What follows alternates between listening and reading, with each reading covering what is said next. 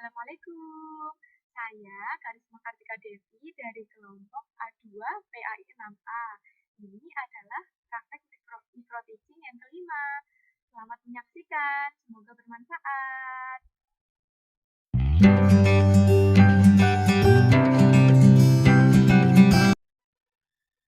Assalamualaikum warahmatullahi wabarakatuh. Selamat pagi anak-anak. Bagaimana kabar kalian hari ini?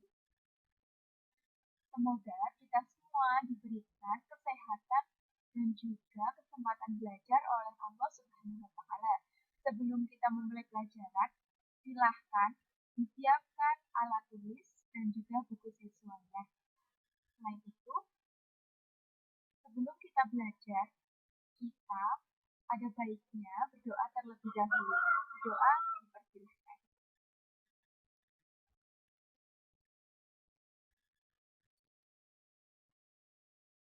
Berdoa selesai. Anak-anakku, hari ini kita akan belajar mengenai kunci kerukunan.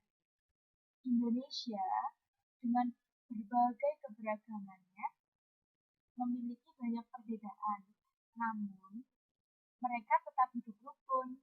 Salah satu kuncinya adalah dengan toleransi, terutama toleransi antar umat beragama di Indonesia.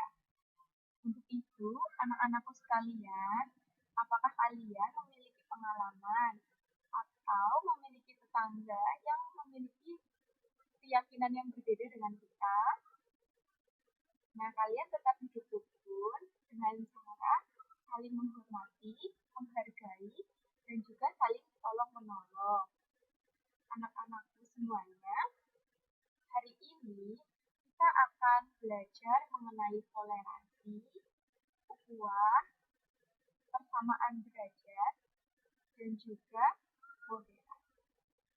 Nah, apa sih tujuan dan manfaat kita mempelajari materi ini? Dengan kita mempelajari ini, Ibu harap anak-anak bisa menerapkannya dalam kehidupan sehari-hari dan juga tetangga, bernegara, dan juga berbangsa, sehingga tercipta kerukunan antar sesama manusia. Nah, sebelum itu ada baiknya kalian mengisi kolom absen yang ada di Google Classroom yang sudah Ibu sediakan.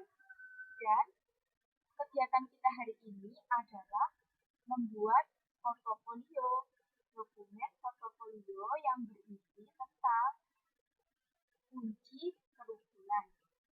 Silahkan disiapkan dan juga download yang sudah Ibu berikan pada grup WhatsApp ya.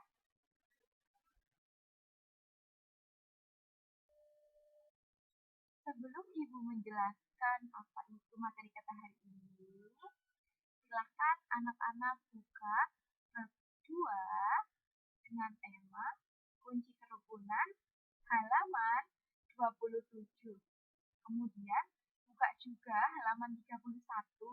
Mari kita bersama-sama amati gambar yang ada di sana.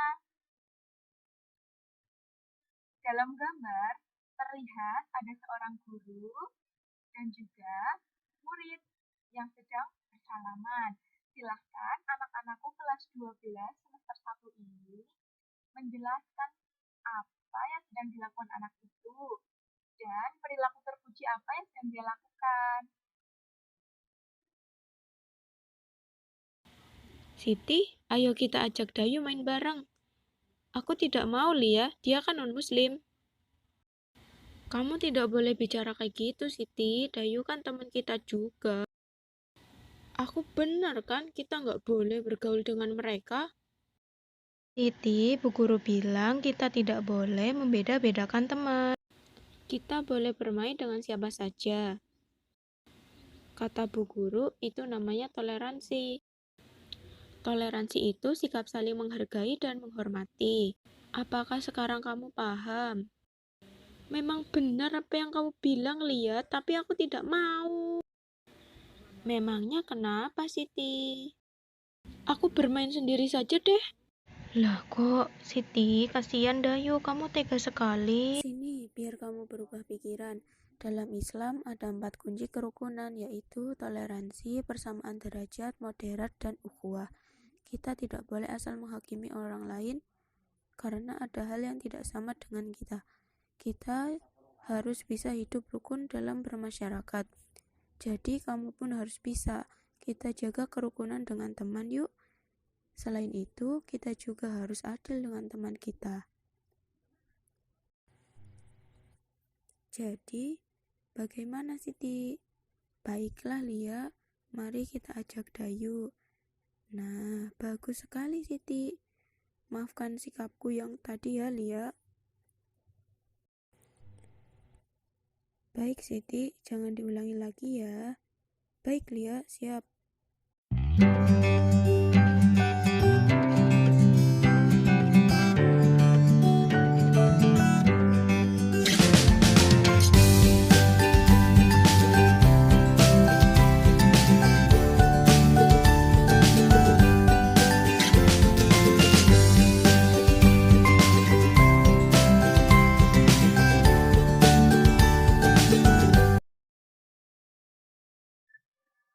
Selanjutnya, kita memasuki materi yang pertama, yaitu tentang tasamuh atau toleransi. Adakah yang tahu apa itu pengertian dari tasamuh atau toleransi? Tasamuh berarti sama-sama berlaku baik, lemah lembut, dan saling memaafkan. Menurut istilah teori merupakan sikap akhlak terpuji di mana terdapat rasa saling toleransi, saling menghargai antar sesama dalam batas-batas yang telah digariskan pada agama Islam. Toleransi ini juga suatu sikap di mana kita menghargai perbedaan yang ada, apalagi kita hidup di Indonesia, di mana agama yang diakui negara kita itu ada 6. Ya, toleransi dalam beragama artinya sikap saling menghormati hak dan juga kewajiban antar agama, bukan mencampur adukan keimanan dan juga ritual keagamaan, tetapi menghargai eksistensi agama yang dianut oleh orang lain. Adapun 4 faktor yang mendorong sikap tasamuh menurut Syekh Yusuf Al-Qaradawi. Yang pertama adalah keyakinan bahwa manusia itu adalah makhluk yang mulia. Kemudian, perbedaan di dunia merupakan realitas yang dikehendaki Allah SWT. Yang ketiga, tiada kuasa mutlak manusia untuk mengadili kekafiran atau kesesatan orang lain. Dan yang keempat, keyakinan akan perintah Allah untuk berbuat adil dan mengajak pada budi pekerti mulia. Kemudian, apa sih contoh dari toleransi atau tasamuh ini? Ada yang tahu? Salah satu contoh dari toleransi adalah tidak sungkan bertandingan dengan teman yang berbeda keyakinan dengan kita. Misalnya, ada tetangga kita yang berbeda keyakinan. Kita tetap bergaul dengannya, tetap hidup berdampingan dengannya. Apabila kita memiliki makanan lebih, kita berikan sedikit. Dan juga apabila kita berjumpa dengan mereka, kita juga menyapa. Jangan acuh-acuh ya. Oke? Musawah atau persamaan derajat. Musawah berasal dari kata sawa, yang artinya adalah meratakan. Musawah sendiri berarti kesamaan. Secara istilah adalah sikap terpuji di mana memandang bahwa setiap manusia memiliki harkat martabat yang sama. Musawah dalam Islam menurut Muhammad Ali Al-Hashimi dalam manhaj al-Islami adalah wa al-musawah, memiliki beberapa prinsip, di antaranya yang pertama, persamaan adalah buah dari keadilan. Dengan persamaan ini tidak ada yang merasa dirugikan dan juga diistimewakan. Yang kedua, setiap manusia sama derajatnya, tidak ada pengistimewaan tertentu pada seseorang terhadap orang lain. Setiap orang itu memiliki tanggung jawabnya ya sama, memiliki tanggung jawab masing-masing. Kemudian yang ketiga, memelihara hak-hak non-muslim. Contohnya, kita tidak mengganggu teman kita yang sedang beribadah, kita tidak mengusik ibadah orang lain, kita tetap menghormati seperti materi kita sebelumnya adalah saling toleransi. Kemudian yang keempat adalah persamaan derajat antara laki-laki dan perempuan dalam kewajiban agama dan juga yang lainnya. Misalnya sholat, kita kan sama-sama mengerjakan antara laki-laki dan perempuan, tidak ada pembedaan. Kemudian zakat, puasa, haji, dan juga rukun Islam. Kemudian yang kelima, persamaan sosial dalam masyarakat. Kemudian yang keenam, pemahaman manusia di depan hukum. Tidak ada kata tajam ke bawah dan juga tidak ada tumpul ke atas. Kemudian yang selanjutnya, persamaan dalam mendapat jabatan publik seperti jabatan-jabatan yang ada di dunia, seperti gubernur, bupati, jenderal pada masa Rasulullah dulu, dan juga jabatan-jabatan lainnya. Kemudian yang terakhir adalah persamaan didasarkan pada kesatuan asal bagi manusia, yaitu kedudukan kita di hadapan Allah Subhanahu wa taala. Semuanya sama di hadapan Allah, apalagi saat besok kita meninggal, yaitu yang dilihat adalah ketakwaan dan juga amal soleh. Betul sekali. Adapun contoh dari persamaan derajat atau musyawarah ini adalah pada saat zaman jahiliyah dulu, banyak sekali wanita dan juga anak perempuan yang mendapat ketidakadilan. Salah satunya dijadikan budak, dan juga anak perempuan itu dikubur hidup-hidup. Nah, saat Islam datang, Islam itu meninggikan derajat wanita yang setara dengan laki-laki. Kunci kerukun yang ketiga adalah tawasud atau moderat. Tawasud atau moderat artinya tengah atau pertengahan. Secara istilah, moderat adalah sikap terpuji di mana menghindarkan perilaku atau pengungkapan yang ekstrim dan memilih sikap dengan kecenderungan jalan tengah. Moderat itu tidak condong ke kanan dan juga tidak condong ke kiri, seperti dalam sabda Rasulullah Shallallahu Alaihi Wasallam berikut. Khairul umuri awsatuha. Sebaik-baik persoalan adalah sikap moderat. Betul sekali. Sikap moderat itu dapat menciptakan kerukunan. Salah satu sikap moderat yang dapat kita terapkan dalam kehidupan sehari-hari antara lain adalah menghindarkan perbuatan dan juga ungkapan ekstrim dalam menyebarkan agama Islam.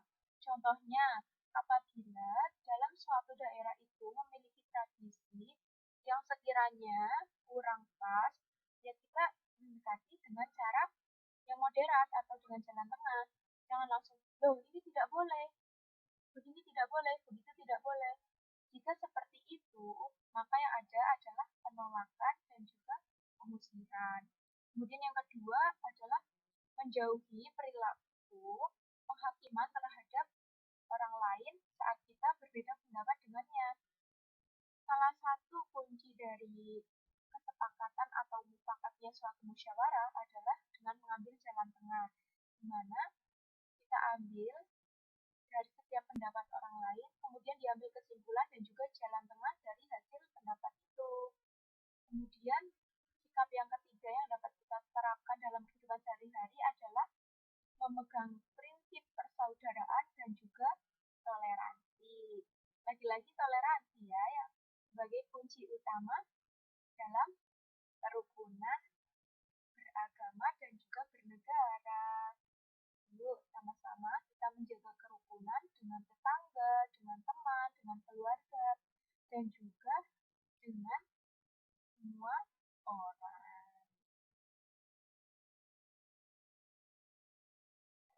Kunci kerukunan yang keempat adalah ukhuwah atau persaudaraan.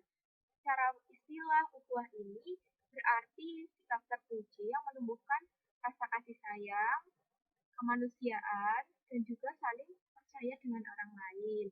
Dalam Al-Quran terdapat beberapa macam dari ukhuwah, antara lain persaudaraan senasab. Artinya, persaudaraan ini tidak hanya kita dengan keluarga, tetapi juga dengan keluarga besar, seperti kakek nenek, paman bibi, pak de bude, paman dan juga lele, atau orang Jawa bisa menyebutnya seperti itu. Dan juga ada persaudaraan keluarga, yaitu antara ibu, bapak, adik, dan juga kakak. Yang ketiga adalah persaudaraan sebangsa walau tidak seagama. Contohnya dengan teman-teman kalian di sekolah, misalnya ada yang berbeda keyakinan dengan kita tetap menjaga persaudaraan dengan hidup rukun. Kemudian yang keempat adalah persaudaraan semasyarakat walaupun kita berbeda atau berselisih paham. Dengan masyarakat pun kita harus tetap bersaudara, jangan memusuhinya. Dengan memusuhinya, kita tidak bisa berbuat apa-apa karena manusia itu adalah makhluk sosial. Yang kelima adalah persaudaraan seagama. Kita sering mendengar istilah ukhuwah Islamiyah. Dalam Islam itu adalah persaudaraan antar sesama muslim. Kita muslim di Jawa dengan di Kalimantan misalnya, itu tetap bersaudara karena ukhuwah Islamiyah ini.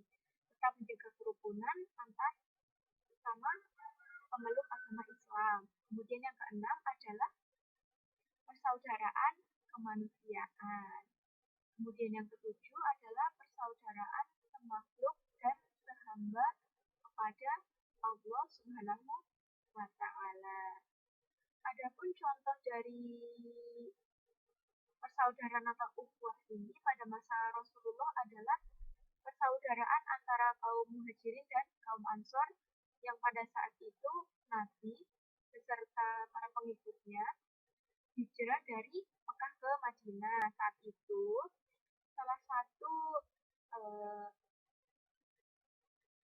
satu dari gerakan yang pertama kali Rasulullah buat adalah dengan mempersaudarakan antara sahabat Muhajirin dan juga sahabat Ansor, kaum Muhajirin dan kaum Ansor, agar mereka saling mengasihi, saling percaya, dan juga sebagai saudara.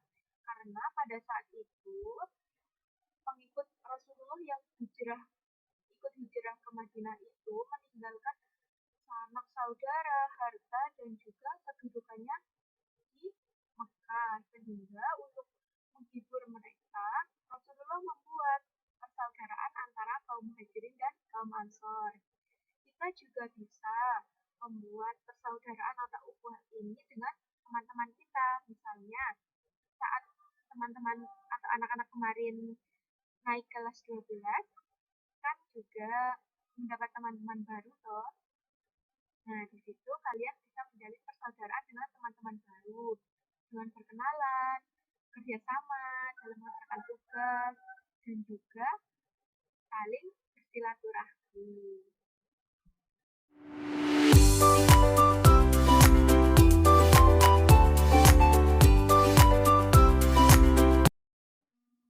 Jadi, kunci dari kerukunan itu ada 4, yaitu toleransi, persamaan derajat, moderat, dan juga ukhuwah. Nah, dari keempat ini, yang menjadi kunci utama dari kerukunan kita yang ada di Indonesia adalah toleransi dan juga ukhuwah, rasa persaudaraan. Di Indonesia itu rasa kekeluargaannya sangat tinggi. Maka dari itu, anak-anak semua harus mempertahankannya untuk diwariskan ke generasi selanjutnya. Untuk tugas kalian mengenai dokumen portofolio, silakan dikerjakan. Tadi di depan materi sudah Ibu jelaskan, silakan amati video dengan cermat. Kemudian tuliskan poin-poin penting yang ada di dalamnya untuk bahan kalian membuat tugas portofolio. Untuk selanjutnya akan ada evaluasi yang Ibu tampilkan pada saat ini dan juga dikumpulkan untuk pertemuan berikutnya. Untuk pertemuan berikutnya kita akan membahas mengenai bab 3. Jadi untuk disiapkan ya.